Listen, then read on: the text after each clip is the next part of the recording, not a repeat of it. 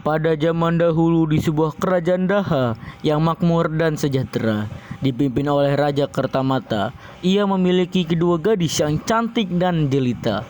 Kedua anak itu hidup dengan serbak berkecukupan dan bahagia. Pada suatu ketika, kerajaan Daha kedatangan putra mahkota bernama Raden Inu Kertapati. Kedatangannya itu ingin melamar salah satu anak raja, yaitu Candrakirana.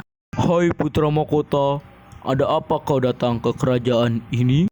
Langsung saja ke intinya.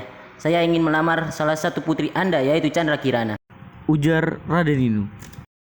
Raja pun memanggil Candrakirana untuk ngobrol berdua dengan Raden Inu Kertapati. Hai Raden Inu, aku sangat senang sekali jika kamu menyukaiku. Pertunangan itu membuat Dewi Galuh iri dan merasa ia lebih pantas dengan Raden Inu Kertapati. Bukan aku yang dilamar Raden Inu. Sebenarnya aku lebih pantas. Dewi Galuh pun mencari cara untuk menggagalkan pertunangan itu, dan ia meminta nenek sihir merubah Candrakirana menjadi makhluk yang menjijikkan. "Ada apa kamu datang ke sini, wahai anak muda?" Aku ingin mengubah saudara kandungku menjadi makhluk yang sangat menjijikan. "Permintaanmu saya terima, wahai anak muda."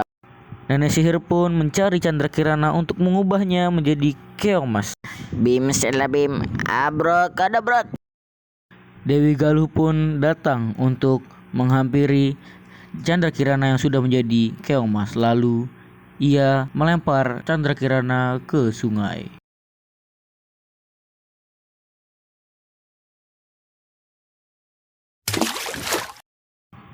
Dan pada suatu ketika ada nenek baik yang mendapatkan keong mas. Lalu ia membawa pulang ke rumahnya. Nenek itu pun lalu kembali keluar untuk mencari ikan di sungai. Candrakirana pun yang berubah menjadi manusia lalu membuatkan makanan kepada nenek baik tersebut. Lalu ia pun penasaran siapa yang memasak semua makanan tersebut. Karena hal serupa terulang setiap harinya, si nenek memutuskan untuk melihat siapa yang memasaknya. Si nenek pun kaget karena keong mas yang ia tangkap tempo hari berubah menjadi wanita sangat cantik. Candrakirana pun menjelaskan semua apa yang terjadi dia sampai menjadi keong mas. Raden Inu pun menyadari bahwa Candrakirana menghilang. Ia pun segera melakukan pencarian dengan menyamar sebagai rakyat biasa. Hal itu diketahui oleh nenek sihir yang segera berubah menjadi burung gagak untuk menggagalkan usahanya. Dan di perjalanannya ia bertemu dengan gagak yang bisa berbicara. Gagak itu pun memberitahu jalan untuk mencari Candrakirana.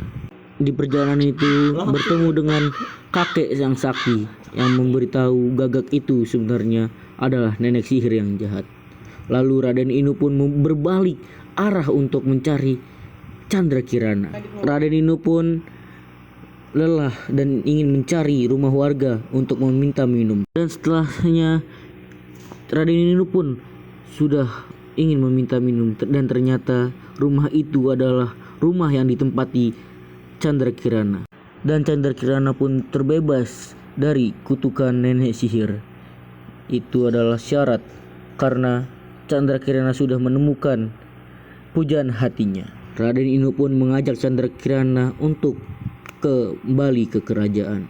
Raja yang melihat itu sangat bahagia karena Raden Inu dapat menemukan Candrakirana. Dewi Galuh yang melihat itu lalu melarikan diri ke hutan karena ia takut diberi hukuman oleh raja.